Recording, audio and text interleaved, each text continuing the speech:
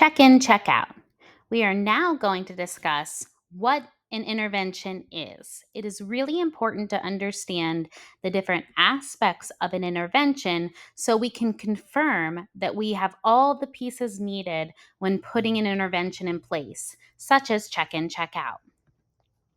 Interventions in MTSS occur in Tier 2 and Tier 3.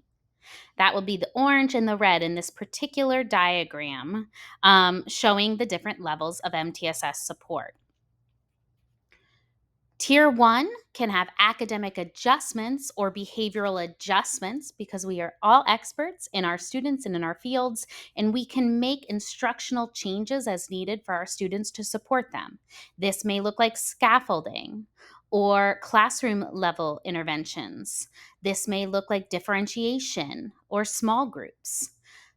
At the Tier 2 and Tier 3 level, interventions will be much more formal and will have a few very key things that make them a very true intervention in terms of MTSS. Intervention should always have entrance and exit criteria, measurable data, progress monitoring, and a function they serve.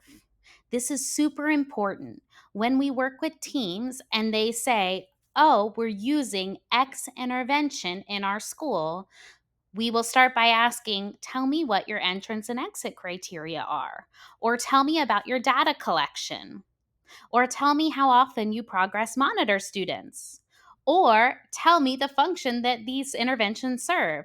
And usually staff is not able to answer all of those questions. It might not be that the answers don't exist, they're just not aware of those components. So it's super critical as you're building a Tier 2 structure or putting an intervention in place that you think about these pieces.